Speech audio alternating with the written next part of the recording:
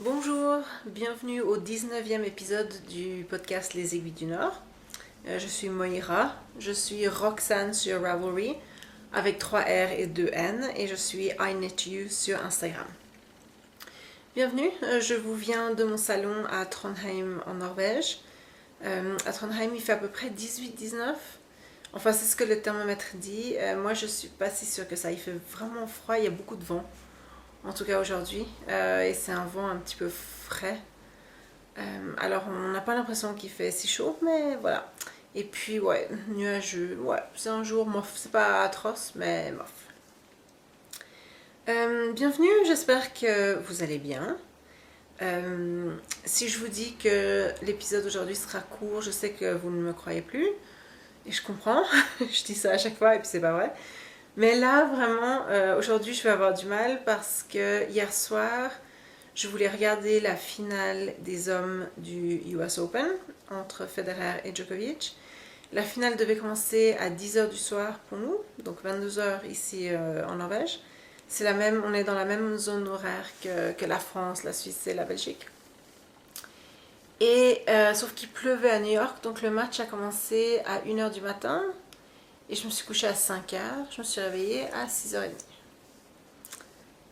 Puis je m'étais dit que j'allais dormir toute la journée, mais non.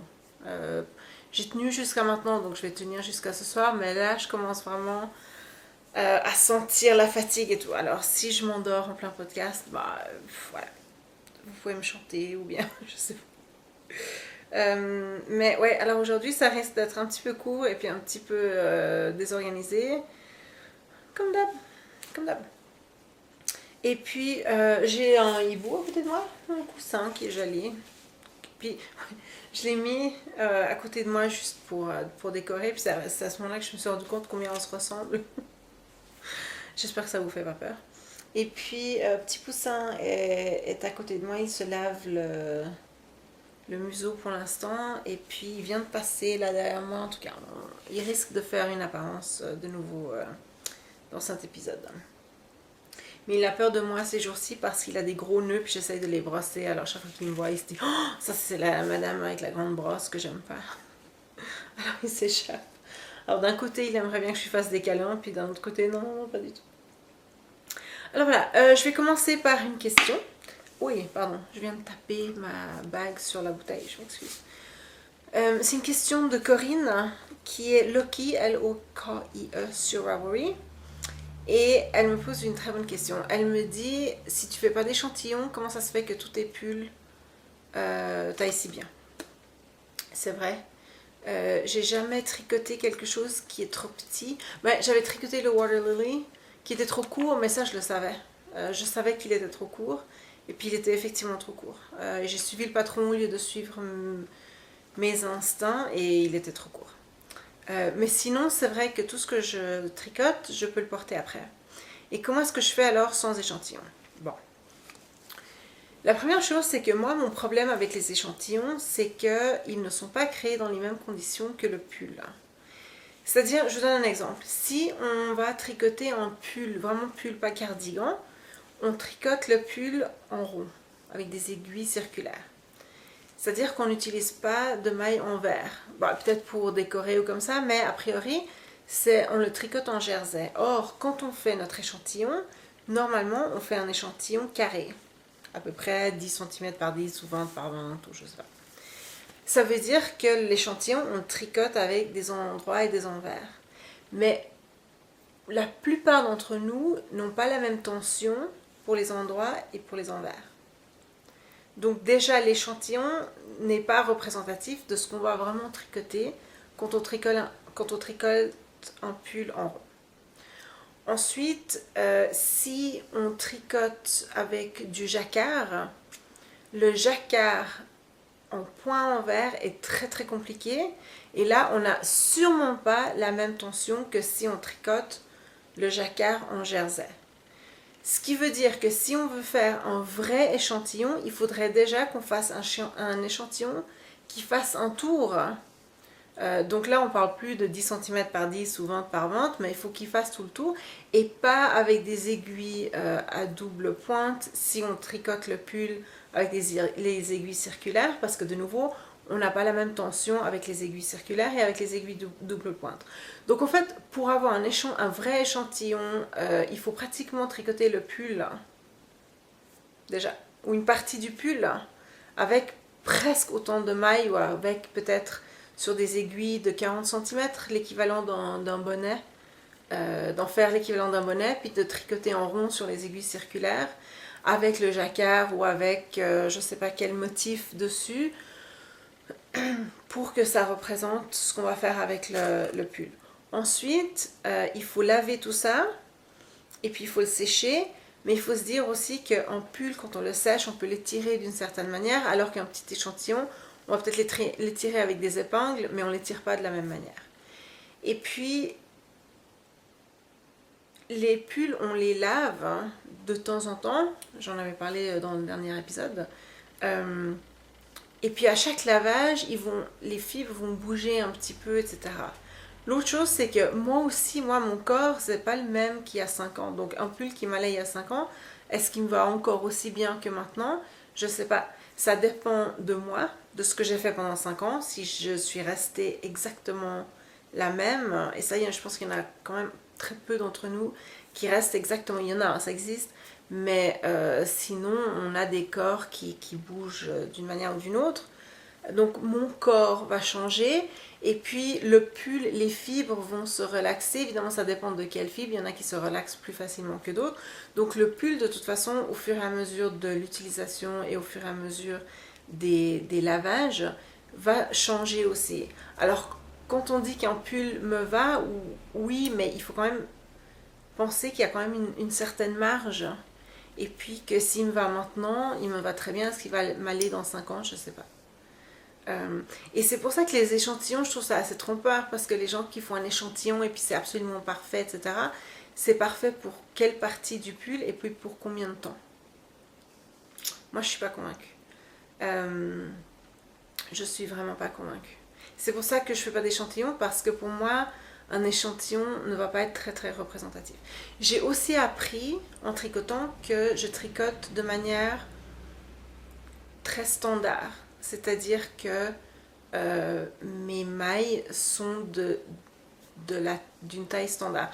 Alors, d'un patron à un autre, quand on donne l'échantillon puis le nombre de mailles par tant de centimètres, ça peut changer même à l'intérieur de la même taille de laine. Par exemple, on peut avoir 2 pulls qui sont tricotés en DK, et puis ils nous donneront le nombre de mailles pour un certain échantillon, et le nombre de mailles sera différent d'un pull à l'autre, parce que ça dépend de la laine qu'ils ont utilisée pour faire le modèle. Il y a des laines plus épaisses, il y a aussi des designers qui tricotent de manière plus lâche ou plus serrée, etc. Il y en a qui ont lavé leur pull, il y en a qui ne l'ont pas lavé, etc. Il y a tellement de facteurs qui sont pas très très précis, et en plus c'est quelque chose qui vit, qui a une vie. Notre corps aussi, il a sa propre vie. Si le pull que je tricote me va pendant un certain temps, je suis déjà contente. Après, dans 5 ans, je sais pas. Ou peut-être qu'il y a un pull qui est maintenant en chouïa serré, qui sera plus saillant dans 5 ans. Peut-être, je sais pas. Mais c'est pour ça que moi, les échantillons, c'est vraiment pas mon truc. Et puis, ce que je fais quand même, je vérifie quand même. Souvent, je tricote du haut vers le bas, donc top down. Et quand j'arrive, avant d'arriver aux épaules, c'est-à-dire avant d'arriver au moment où on sépare pour les manches, là, normalement, je mesure juste pour voir. Mais de nouveau, là, je trouve ça difficile. Hein. Si vous avez déjà mesuré des mailles, soit en travers, soit en longueur, comment est-ce que vous écrasez la laine? Ça aussi, comment est-ce qu'on mesure? Est-ce qu'on pose juste notre travail sur une table le plus plat possible, mais s'il est sur des aiguilles circulaires, alors bonne chance pour le rendre plat. Et puis, est-ce qu'il faut un petit peu appuyer sur la laine ou pas? Ça peut changer. On peut avoir une ou voire 2 mailles de différence juste en l'aplatissant un petit peu. Alors moi, je mesure juste pour voir si je ne me suis pas complètement trompée. Mais si c'est écrit, par exemple, il faut, je sais pas, je dis ça, il faut 10 mailles, hein, je sais pas, je dis comme ça. 10 mailles pour 10 cm, c'est un peu grand ça. disons 20 mailles hein, pour 10 cm.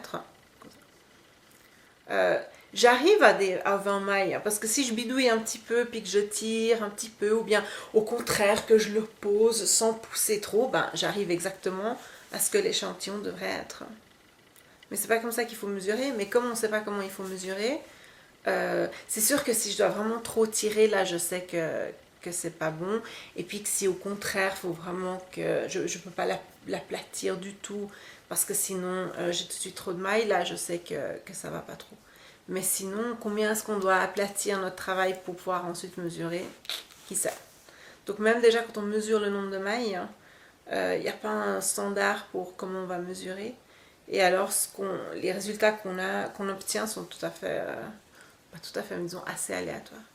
C'est pour ça que les échantillons, puis l'exactitude comme ça, moi je me dis que les pulls, ils m'iront... Je me donne quand même un petit peu de marge. Je veux dire, le dernier pull, le Sambuca, je regarde, il est juste à côté de moi. Je voulais qu'il soit un petit peu plus lâche.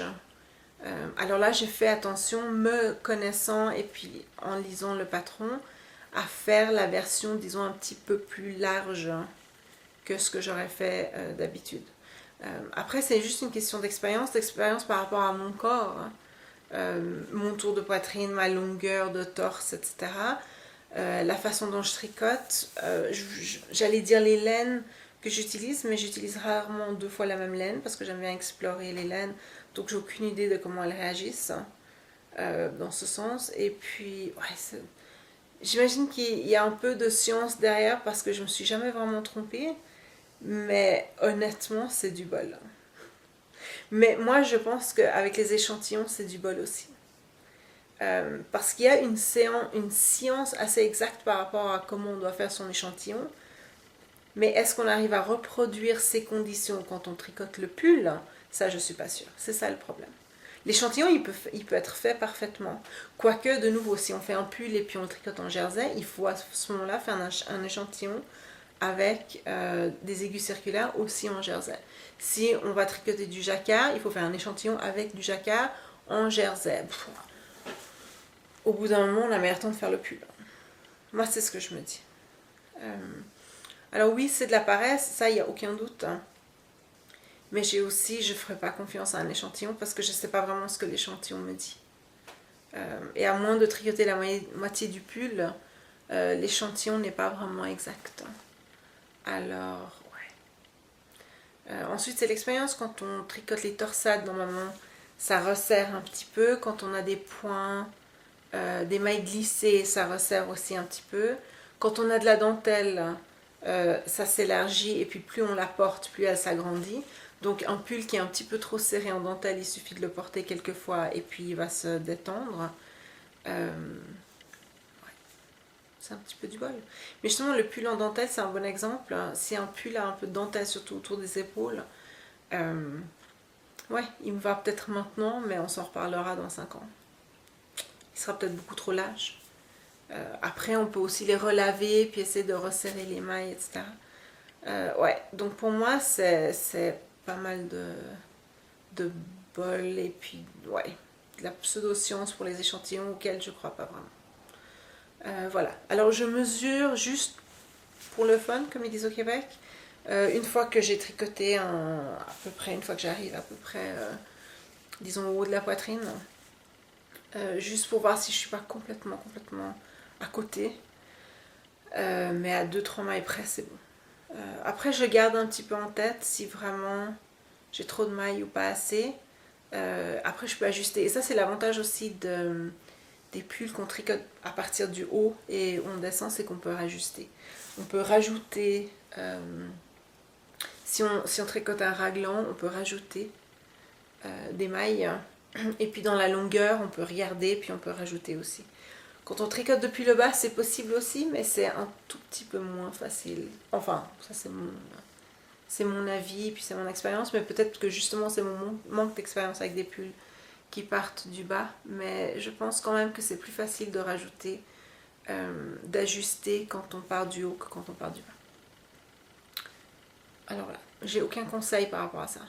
Juste de se connaître, de connaître soit son corps, soit de connaître et le corps et notre façon de tricoter. C'est aussi mon problème, j'ai remarqué par rapport à ma fille, quand je tricote pour ma fille, j'essaie de tricoter des pulls qui sont un petit peu trop grands, juste un tout petit peu trop grands pour que ça dure plus que 2 mois. Mais j'ai pas encore tout à fait très bien compris comment est son corps, les proportions de son corps, puisque de toute façon il change tout le temps. Elle a bientôt 6 ans, donc son corps il s'allonge, il s'élargit, il se rallonge, il s'élargit. Et là, je vois que les pulls que je lui tricote lui vont moins que les pulls que je me tricote à moi. Pourtant, je fais pas plus d'échantillons pour les miens que pour les siens, mais les manches sont un petit peu justes, ou bien le torse est un petit peu trop long parce que j'ai trop compensé, puis là, elle est dans une phase où son torse a un petit peu arrêté de s'allonger. Je vois que les pulls que je lui tricote à elle sont un tout petit peu moins juste sur son corps, parce que juste j'ai aucune idée d'où on est son corps. Mais de nouveau, après on s'en reparle dans 6 mois, peut-être que dans 6 mois, elle lui iront très bien.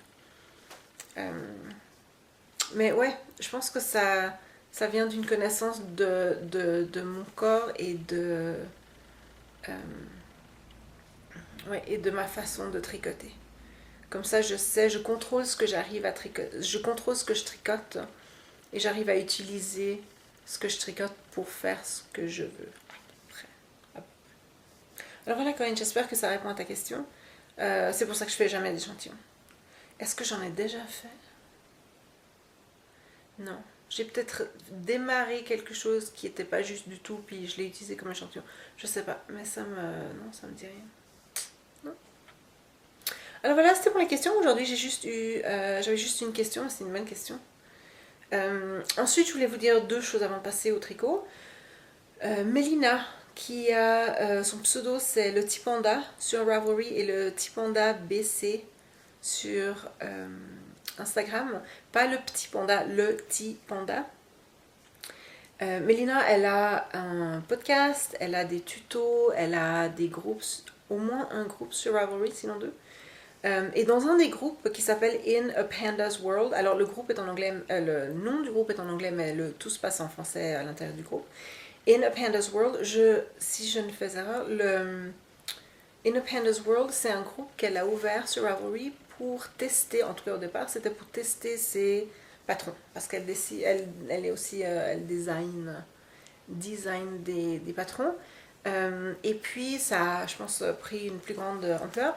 Mais en tout cas, tout ça pour dire que Mélina organise un swap, un échange. Et la date limite, c'est demain à minuit. Donc le 15 septembre, oui, nous sommes le 14 aujourd'hui. Le 15 septembre à minuit, c'est la date limite pour s'inscrire pour l'échange.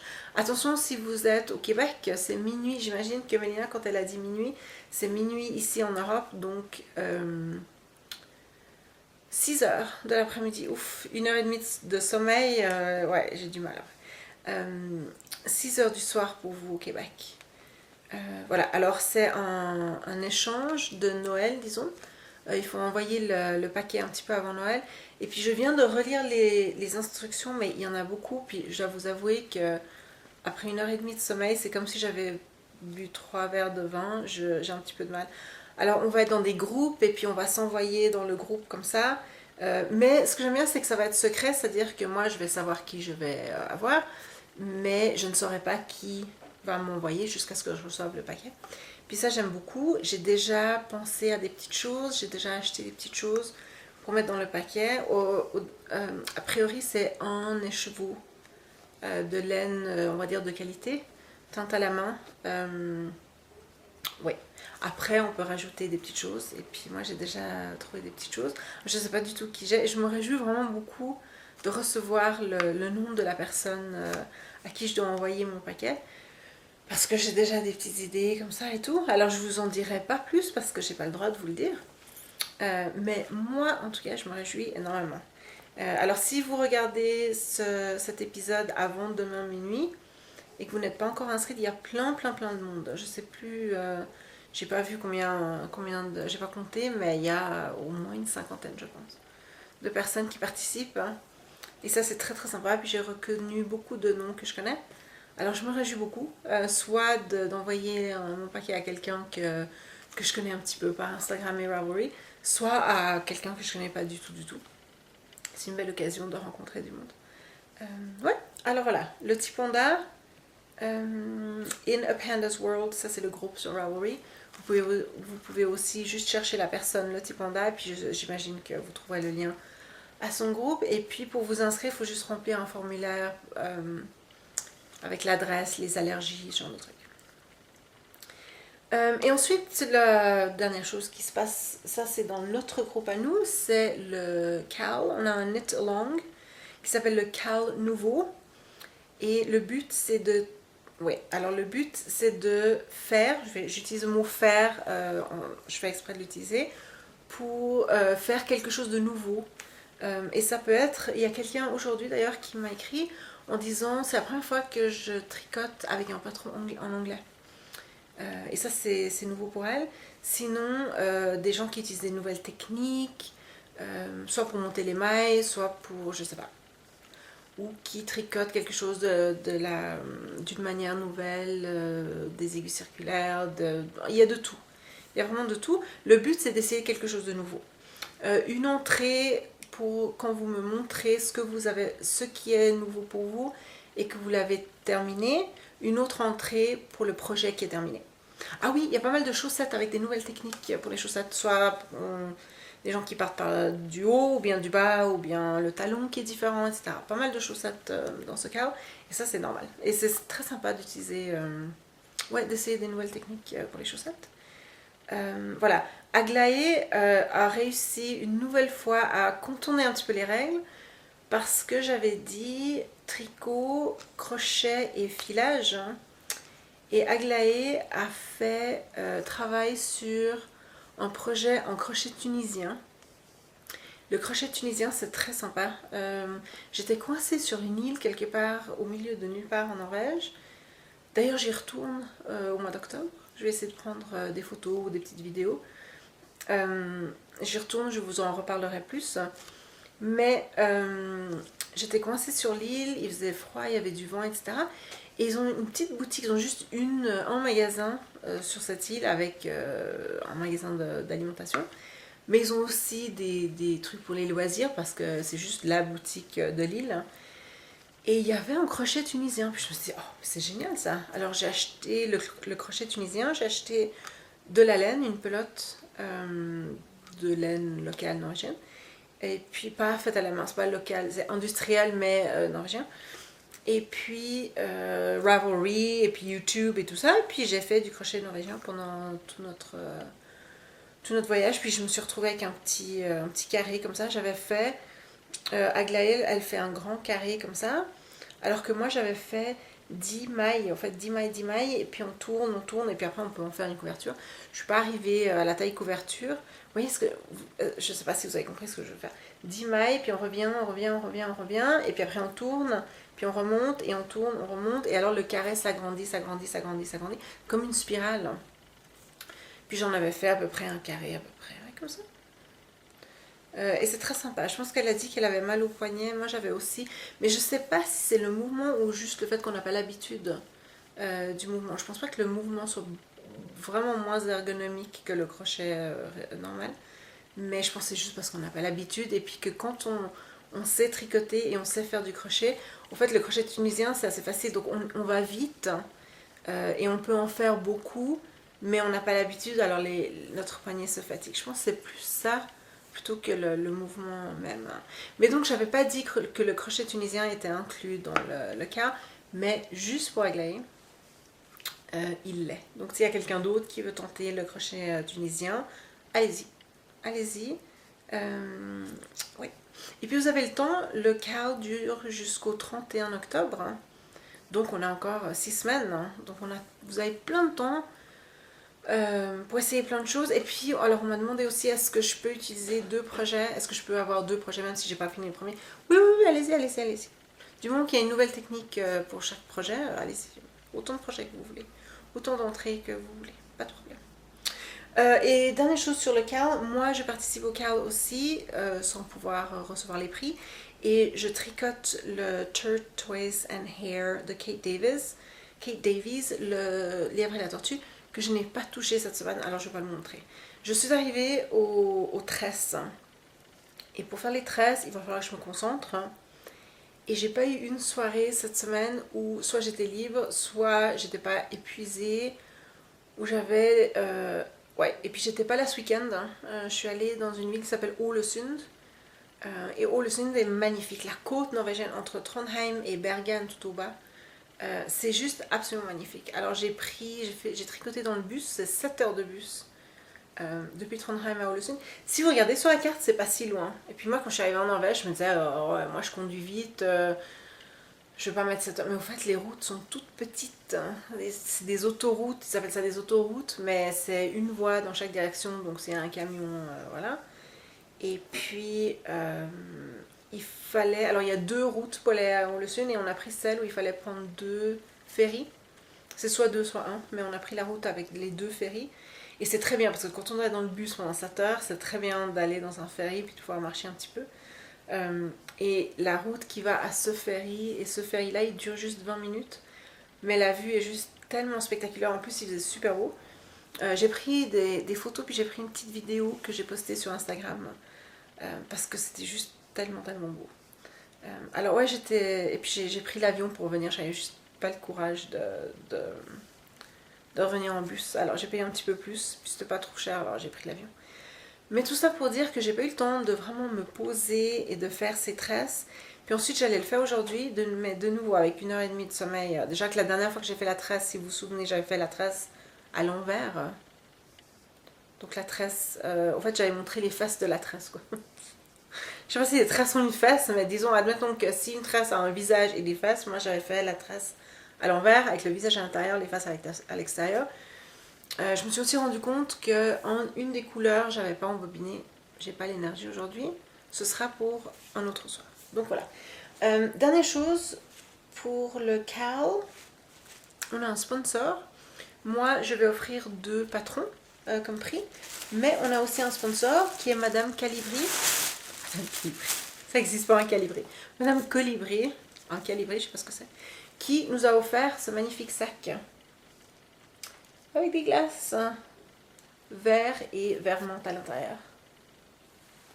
Et puis le sac qui s'ouvre, qui est magnifique. Je vous le montre chaque semaine parce que chaque semaine il est magnifique. Et voilà. Madame Colibri.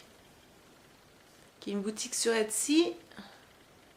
C'est Diane et sa maman Idalia, à qui je dis de nouveau bonjour, qui ont été super sympas, qui nous ont confectionné ce sac. Voilà, ça c'était pour tout ça. Tu viens dire bonjour? Non, non, il a décidé d'être timide. Alors, j'ai 2 nouveaux projets sur les broches, sur les aiguilles, parce que j'en étais arrivée au point où j'avais juste le lièvre et la tortue, ou alors des vieux en cours qui me font un petit peu peur, qui sont derrière le canapé. Donc j'ai monté les mailles tout de suite. Alors la première chose c'est un bonnet. On le voit très très très mal ici, mais je vous montre quand même. C'est un bonnet de Mélanie Berg qui est allemande je pense, qui s'appelle Quist Hat. Ça je peux vous montrer. Quist Hat. Je pense qu'il vient de sortir parce qu'il n'y en a pas beaucoup.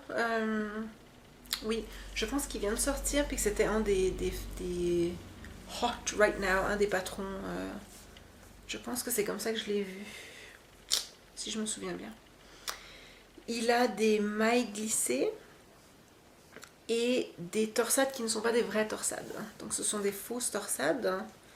Et puis sinon voilà. Alors comme il est assez, je pense qu'il vient de sortir, il n'y avait pas beaucoup d'exemples.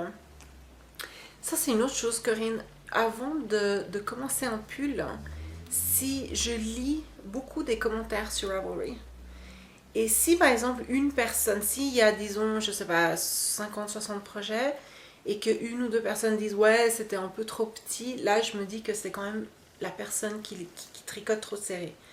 Mais si je vois commentaire après commentaire que ouais le patron est vraiment petit donc il faudrait faire une taille plus grande, je fais la taille plus grande.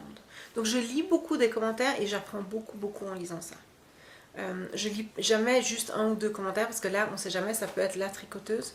Mais quand on voit le même genre de commentaire qui revient, projet après projet. Là, on peut se dire que c'est quelque chose avec le patron.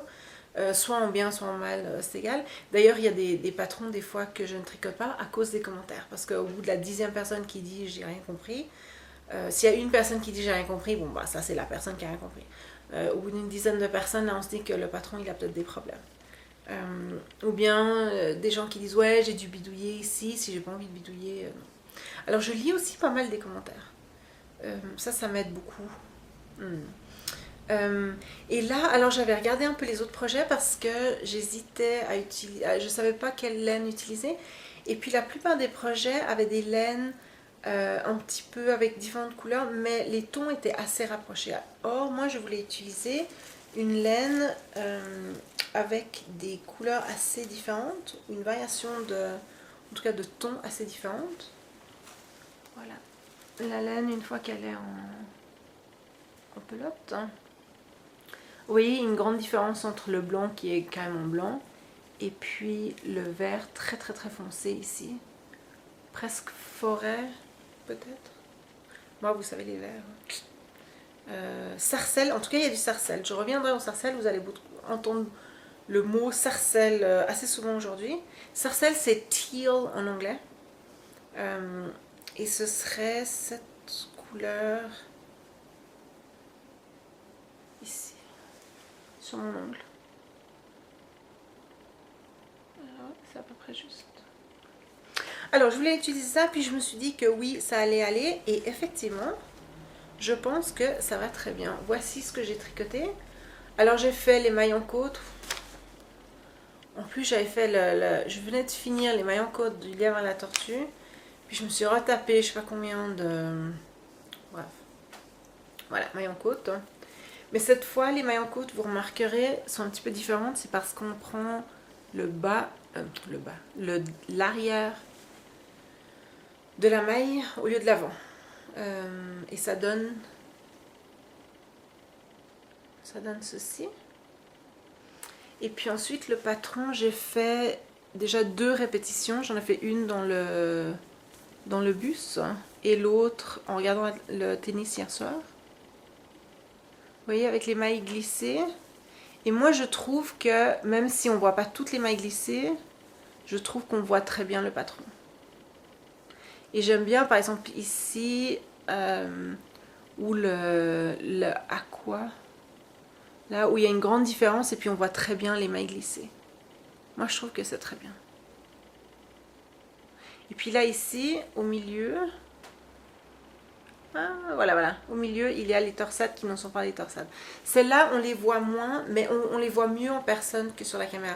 Je me rends compte que vous êtes en train de vous dire ouais, la fille là elle a fait beaucoup de travail pour rien, parce qu'on voit pas grand chose, mais en personne on les voit beaucoup mieux. Donc on voit en fait, on voit les torsades, on voit que c'est pas du travail pour rien. Bon, c'est pas beaucoup de travail non plus, mais c'est pas du travail pour rien. Alors voilà, j'ai fait 2 répétitions du motif, il faut en faire 5. Je pense, je sais pas, je sais plus. Moi, je vais en faire une de plus parce que j'ai une tête énorme. Ce qui m'inquiète un petit peu, c'est qu'elle n'a qu'une taille et puis c'est pour une une circonférence de tête qui est un tout petit peu plus petite que la mienne. En même temps, c'est un patron qui est très très élastique. Donc en fait, la question n'est pas de savoir si le bonnet va m'aller ou pas, mais de savoir comment il va m'aller. Si il est vraiment trop serré ou si vraiment je dois le tirer trop. Ma fille adore la couleur, puis elle a dit que oui, elle le porterait. Donc voilà, il n'y a pas de problème. C'est pour ça que j'ai pas fait d'échantillon, parce que j'ai un plan B. S'il est trop petit pour moi, il ira à ma fille. Donc il n'y a pas de problème. Si je n'avais pas de fille, si j'avais pas de solution B, j'aurais peut-être essayé de modifier le patron pour l'élargir déjà au départ. Mais là, comme elle a dit qu'elle aimait beaucoup la laine, la couleur et tout, donc je fais, et puis une de nous deux le portera. La laine vient de Expression Fiber Arts.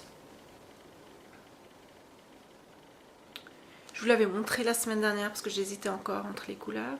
Puis ça s'appelle Emerald Springs et vous voyez, c'est du Superwash Merino. Alors, j'aimerais que vous regardiez bien parce que je vais en parler. Vous voyez ici, c'est du Superwash, c'est écrit 266 mètres. 266 mètres. Alors, les chevaux faisaient 100 grammes. Donc la laine est bien... Il y a bien 100 grammes de laine et seulement 366 mètres. Je ne sais pas si vous vous souvenez, est-ce que c'est la dernière fois ou la fois d'avant? J'avais parlé de l'épaisseur des laines et que on pouvait deviner en fonction du nombre de mètres par rapport aux 100 grammes. Mais, il y a un mais. J'en avais pas parlé parce qu'il y avait déjà beaucoup trop, mais je peux en parler maintenant. Il y a un petit mais, c'est juste un mais à ajuster, c'est pas un mais complètement mais, juste un petit ajustement par rapport à ce que j'ai dit. Cette laine-ci, pour 100 grammes, non, pour 100 grammes, il n'y a que 366 mètres. Or, c'est bien de la fingering, il n'y a absolument aucun doute, ce n'est pas de la sport, c'est vraiment fingering, pile poil fingering par rapport à l'épaisseur de la pelote, l'épaisseur de la laine. Mais la raison pour laquelle elle n'arrive qu'à nous donner 366 mètres pour 100 grammes, c'est que la laine, et là je ne sais pas du tout si vous allez pouvoir voir ça, la laine a un retors très très très serré. Alors je ne sais pas, est-ce que si je mets la laine comme ça sous ma main, que je la rapproche, oui. Vous voyez comme c'est serré, serré, serré. Alors c'est peut-être un petit peu flou, voilà. Vous voyez comme le retors est très très très serré. Ça donne une laine très ronde. Alors il y a des laines qui sont un petit peu aplaties ou comme ça. Ça c'est une laine très très ronde et très très dense. Et c'est parce qu'elle est très très dense qu'elle n'arrive qu'à 366 mètres pour 100 grammes. Il y a d'autres laines qui sont beaucoup plus... qui ont un retors beaucoup moins serré et alors qui sont beaucoup plus lâches et qui ont peut-être la même épaisseur parce que les fibres ont plus de place pour respirer. Ici, les fibres n'ont absolument pas de place pour respirer. Mais les laines avec moins de retors, les fibres ont plus de place pour respirer, donc ils ont de la place. Oui, il y a un petit peu plus d'air entre les fibres et entre les brins. Ce qui fait que la laine est tout aussi épaisse, mais elle est moins dense. Et alors on arrive à avoir plus de mètres par 100 grammes. Moi, a priori, je n'aime pas les laines qui sont très très très... avec un retors très très très très très serré. Mais ici, une fois qu'il est tricoté, une fois que c'est tricoté, ça ne se voit pas trop. Alors ça va.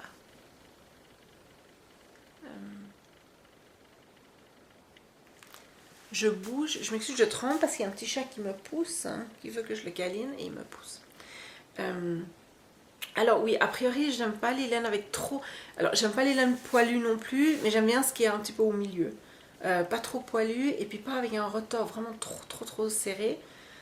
Mais ici, la laine est vraiment de très bonne qualité.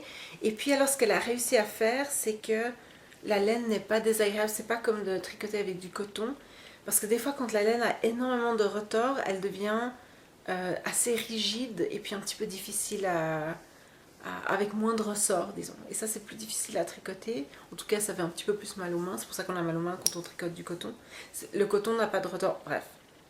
Je compare juste la douleur dans les mains, pas le retors du coton. Ça, c'est toute autre chose. Mais voilà, alors elle a réussi à faire une laine avec énormément de retors, sans qu'elle soit trop rigide, et ça, c'est très très bien. Bon, j'aime pas vraiment...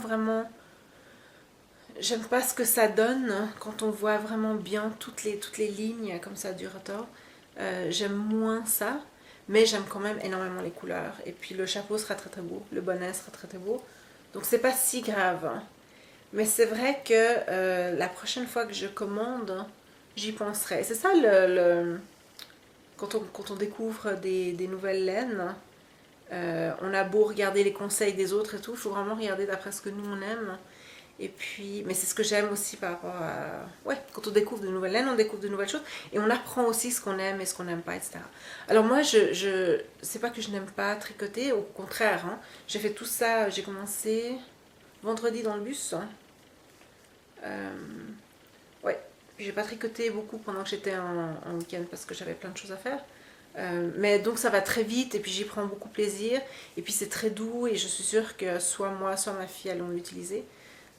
Mais par contre, alors pour en recommander, là j'hésiterais, puis j'essaierai peut-être une autre de ces bases. Maintenant que je sais que c'est cette laine avec autant de retors. Alors, je voulais vous dire tout ça à propos du retors. Donc ça c'est ça, Quist Hat de Melanie Berg avec Expression Fiber Hearts. Je sais pas encore si je vais porter le bonnet avec comme ça, avec le rebord comme ça, ou bien comme ça. Mais j'ai une grosse tête, puis j'aimerais bien qu'il me couvre les oreilles, donc il faut que je l'allonge un petit peu. Alors voilà, ça va très très vite ça. Même si il faut regarder, enfin, j'ai mon petit, j'ai ma petite sèche, comment on appelle ça, pour regarder ce que je fais, mais c'est très logique, hein, et puis c'est facile à apprendre, et puis ça a l'air un petit peu compliqué, mais ça ne l'est pas du tout, du tout. Il n'y a absolument rien de compliqué. Ah, une autre chose, il faut à un moment, pour faire l'effet là, avec les mailles qu'on a glissées, puis les mailles qui ressortent comme ça ici, pour faire ça, il faut lâcher la maille, enfin lâcher une maille, ensuite tricoter un petit peu, puis reprendre la maille. Et là, alors je peux vous dire que cette laine est parfaite. Quand je lâche la maille, elle reste comme ça. Elle ne bouge pas. Elle reste bien ouverte, elle ne disparaît pas à l'intérieur du reste du bonnet. Alors vraiment, elle reste là, c'est hyper facile. Et avec d'autres laines, je pense que j'aurais eu énormément de mal. Mais là, j'ai vraiment eu du bol. Parce que ça, je ne m'étais pas rendu compte vraiment de combien je devais lâcher, puis combien je devais manipuler ces mailles qui sont en l'air comme ça. Mais j'ai absolument aucun problème. Alors pour ça, c'est vraiment super. Mais de nouveau, c'est parce que à cause du retors, la maille est un tout petit peu rigide. De nouveau, pas désagréablement rigide, mais un tout petit peu rigide. Alors elle reste bien. S'il y avait eu moins de retors, puis qu'il y avait eu beaucoup plus d'air dans le fil, la maille aurait pu disparaître. Glisser, puis disparaître, ou bien tomber, ou quelque chose comme ça. Là, elle reste bien. Je pense que pour cette laine, il y a 3 brins. J'ai réussi à défaire le retors, j'ai dû vraiment dévisser longtemps, mais il y a 3 brins. C'est une laine qui va être très très solide. Alors voilà, le deuxième projet que j'ai monté sur les mailles. Et là, alors j'espère que votre petit cœur de tricoteur et tricoteuse va un tout petit peu m'applaudir quand même. Et je dois vous avouer que je ne l'aurais jamais fait si j'avais pas eu le podcast, si j'avais pas discuté avec vous, si j'avais pas eu du soutien, etc., etc., etc., etc. Toute une communauté derrière moi qui m'encourage. Mais j'ai remonté sur les mailles un deuxième Water Lily. Alors pour l'instant, il a l'air de ça. C'est déjà pas mal aussi, parce que je l'ai monté mercredi, jeudi, je me souviens. Mercredi, j'étais très très fatiguée. Ouais, peut-être mercredi, je sais plus. Ça va vite parce que on tourne, il n'y a pas à penser, il n'y a rien du tout. Voilà. Alors j'ai déjà fait tout ça, mais j'ai encore beaucoup à tricoter. Puis je vais laisser un peu sur moi entre 5 et 10 cm de plus que ce qui est dans le patron. Parce que la dernière fois, il était ridiculement court. Hein. Oui, voilà, le Water Lily, il a l'air de ça. D'ailleurs, je suis pas loin, c'est les mêmes tons, sauf que le mien il est plus foncé. Mais il a l'air de ça. Alors je monte. On commence avec le bas, puis j'arriverai en haut. Et puis Corinne, quand j'ai parlé des hauts qui ont de la dentelle, et bien justement le Water Lily c'en est un. Après, ce qui va se passer avec la dentelle, je sais pas. Donc même si j'espère qu'il m'ira bien maintenant, dans 5 ans, quand il m'arrive au genou, on s'en reparlera. Je sais pas. Mais voilà, alors j'ai pris mon courage à 2 mains et je l'ai remonté sur les mailles. Je l'aurais jamais fait. Je sais pas, si tout le monde m'avait pas dit quand j'ai dû défaire le premier que c'était pas grave, que oui, ça vaut la peine d'en refaire. Vous êtes beaucoup à en avoir tricoté aussi, puis ça m'a encouragée. En tout cas, bref, merci. Parce que, alors je peux vous dire que c'est un plaisir juste incroyable. Cette laine, cette laine est d'une douceur. Déjà la couleur, mais regardez-moi ça. La couleur, et ça, c'est la couleur sarcelle. Hein.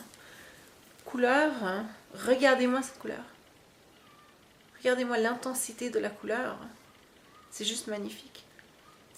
Chez moi, c'est un chouïa plus vert. Mais juste un chouïa. La laine vient de pâte de velours. Hein. Ça, c'est la boutique pâte de velours. Ambroisie Fingering, c'est la base. Et vous voyez, c'est 70%, 70% Superwash BFL, Blue Face Luster, 20% soie, 10% cachemire. Et là, 400 mètres pour 100 grammes, parce qu'il n'y a pas autant de retors. Et puis, vous voyez la couleur sarcelle. Ça, ce sont des pelotes, j'en ai 2 ou 3, je me souviens plus. Assez, en tout cas, cette fois, j'en ai assez. Hein. 3, donc. J'espère 3, parce que sinon, j'en aurais pas assez. Pâte de velours, c'est Christine, qui est suisse. Elle s'appelle Loueliver, Loulivert sur Ravelry, c'est son pseudo, mais sans Christine. Et puis Pâte de velours a un groupe sur Ravelry, si vous voulez voir d'autres choses. Mais, et puis elle a mis d'ailleurs la semaine dernière toute une liste d'écheveaux qu'elle avait teints déjà. Et, mais par contre, alors ce qu'elle a, c'est qu'elle a une liste de toutes les bases, hein, avec cachemire, sans cachemire, avec nylon, sans nylon, fingering, DK, en tout cas elle a différentes, elle a vraiment beaucoup de combinaisons différentes. Et puis ensuite un tableau avec des photos de différentes couleurs. Et si vous ne voyez pas dans la boutique ce que vous voulez, eh ben vous n'avez qu'à commander. Et elle le fait hyper vite. En tout cas, quand moi j'ai commandé, mon père m'a appelé, c'est quoi, 3 jours plus tard, ouais, il y a un paquet pour toi. Puis je comprenais pas très bien et c'était déjà ma laine alors qu'elle l'avait fait sur commande. Alors c'est hyper rapide, en tout cas à l'intérieur de la Suisse, mais je suis sûre que pour la France c'est pas beaucoup plus long. Et la laine est absolument fantastique. Je vous montre ça. Elle est très douce. Et vous voyez le retors, il y a un petit peu moins de retors et un petit peu plus de... c'est un peu plus aéré à l'intérieur du fil. Et c'est comme ça qu'elle arrive à avoir 400 mètres pour 100 grammes. Les chevaux étaient doux, sans plus. La laine, quand elle passe dans les doigts, elle est assez douce. Mais alors, une fois qu'elle est tricotée, elle est hyper douce. C'est drôle, c'est la même chose que la laine que j'utilise pour le lièvre et la tortue, c'est la même chose. Les chevaux est assez doux, la laine dans les doigts est assez douce. Mais alors, une fois qu'on l'a tricotée, ça, c'est vraiment fantastique. C'est vraiment fantastique. Alors, c'est un plaisir. Et j'ai beaucoup tricoté hier soir parce qu'à 4h du matin, j'arrivais plus à suivre le patron du Quest Hat. Et ça, c'était parfait. Je tourne. J'utilise des aiguilles Chaigu. Vous voyez avec le... Je vais mettre sur ma tête. Avec le fil rouge, on les reconnaît tout de suite. Et moi, j'aime beaucoup ces aiguilles parce que elles sont très pointues. Et moi, j'aime beaucoup ça. Je ne pousse pas avec mon doigt. Il y a des tricoteurs qui poussent avec leurs doigts et là, ça fait mal. Mais moi, je ne pousse pas avec mon doigt et plus les aiguilles sont pointues, plus j'aime ça. Les aiguilles qui sont toutes rondes, j'ai du mal. Et ça va vite. Et ça, je peux tricoter sans regarder. J'ai mis du temps, j'ai mis beaucoup de temps avant de pouvoir faire ça. Mais quand c'est juste jersey et puis que la laine est magnifique et que les aiguilles sont pointues, les pointes sont pointues, j'arrive à tricoter sans regarder. Donc c'était parfait pour la télévision, pour toute la nuit. Alors voilà, et vraiment pour quelque chose que j'ai déjà fait avant, je n'éprouve aucune frustration. La laine est juste tellement magnifique, la couleur est juste tellement magnifique que je me réjouis tout le temps à chaque fois de le sortir du sac, ce projet, et de recommencer, même si je l'ai déjà fait une fois, c'est pas grave. C'est pas grave parce que c'est un plaisir tout différent cette fois et un énorme plaisir. Donc voilà, pas de problème. Alors voilà, Water Lily Junior. Et sur les mailles, ouais, alors je pense que cette semaine, je vais avancer tout ça. Et je vais essayer de faire les tresses. Ça, c'est mon objectif pour cette semaine, c'est de trouver, mais j'ai de nouveau une semaine ouais, un petit peu compliquée. Mais je vais essayer. Je suis à la maison ce week-end, alors ça devrait aller. Je vais essayer de faire ces tresses, d'embobiner le dernier écheveau pour avoir toutes les couleurs, de faire les tresses et puis ensuite de commencer. Je pense qu'une fois que je commencerai le jacquard, ça ira, mais il faut juste que je m'assieds puis que je réfléchisse à ces tresses et que je fasse ça comme il faut. Alors ce sera un de ces soirs quand j'aurai plus d'énergie que ce soir. Ce soir, je pense que je serai au lit à 9 h. Alors voilà, je vais m'arrêter là. Cet épisode est un poil plus court que les autres. Alors quand même, j'ai réussi, mais un poil, hein, un tout petit poil. Mais sur ça, je vous souhaite une très très bonne semaine. Et puis je vous dis à lundi prochain. N'oubliez pas l'échange du petit panda. Si vous avez envie, vous allez jusqu'à demain. D'accord? Au revoir.